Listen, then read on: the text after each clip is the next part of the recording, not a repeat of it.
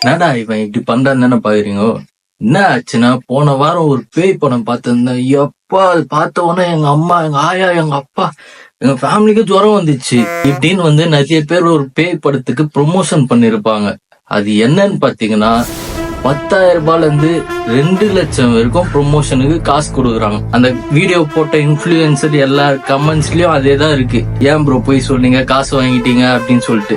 இதுவே அந்த ப்ரொமோஷன் காசு கொடுக்கலன்னா இந்த படத்தை நிறைய பேர் கழுவி ஊத்தி இருப்பாங்க.